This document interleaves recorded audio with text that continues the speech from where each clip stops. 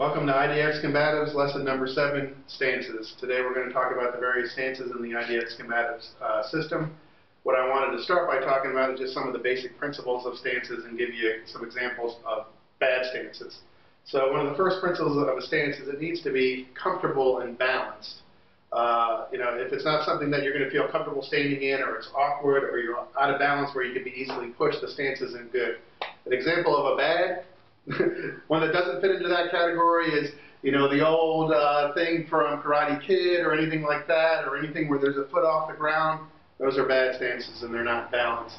Another principle, or two principles I'll give you, is that your weapons should be in the front and your target should be protected in the rear. You want to be able to quickly be able to strike, and you want to minimize the availability of your target areas.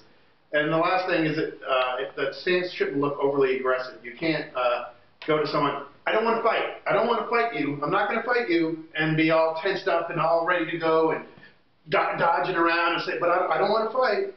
Our goal in this system is to de-escalate fighting situations and to be able to handle combat situations. So we do have some fighting stances in the system, and I'll go over those when we get there. So let's start with the conversational stances. And just like I'm talking about, those are stances when you're in an encounter, you're not sure of the situation, or it's potentially escalating, and you're trying to de-escalate the situation, and you want to be in a protective mode. You want to be in one of these conversational stances. The first stance we want to talk about is the relaxed ready stance. That's the basic stance of the system. What that is going to look like is you're going to have your hands in front of you, basically with your fingers together. You're going to look very non-threatening. Doesn't look like you're fighting. You're talking. You're trying to de-escalate the situation, but yet you have your hands ready to maneuver. Your body's going to be at a 45-degree angle, so that in the middle section is going to be protected, but you're kind of just talking from here. They don't know that you're ready to go. You can go with a jab, a gouge, a chin jab, an axe hand. You're in position and ready to go. This is the most important stance, the most common one that we use. The arms crossed stance is a little bit different. It's, basically a lot of people stand with their arms crossed a lot, and you can turn that into a stance. Just make sure you're not really tight and that your hands are free so that you can come out and strike if needed. And then also you can protect downwards if needed. So that's the arms. Again, you want to have your body bladed and turned. With that one, you can be a little bit more straight on, but you still, most of the time, want to be turned at an angle. The Jack Benny stance is where you got one hand on your chin and your other arm is going to be holding your elbow. So you're kind of protecting your throat and face area, protecting the middle section of your body. You can easily block downwards.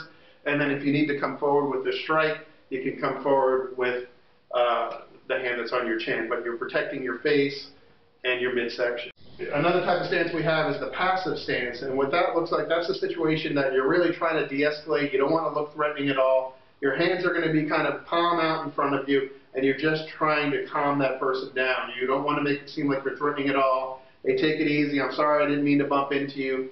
But yet you're still kind of at a bladed stance. Your weapons are out in front of you. Your target's in the back, and you're just basically kind of calming them down. Try to keep your elbows in on all these stances, and you're ready to go. The third category of fighting stances, and again, we don't want to look all tensed up. You want to make sure, even if you're getting into one of the fighting stances, that you're not all tense. The guard stance is basically not too different than some of our other stances, but your hands are going to be more ready in an axe hand position. You're going to be ready to start doing your chops or your deflections or whatever you need to do. Again, the body's bladed at a side, about 45 degrees. Your hands are out in front of you. You're protecting your midsection, elbows in. And the last one that we wanted to talk about is the chambered stance. That one's a little bit more aggressive, but again, it doesn't look like this.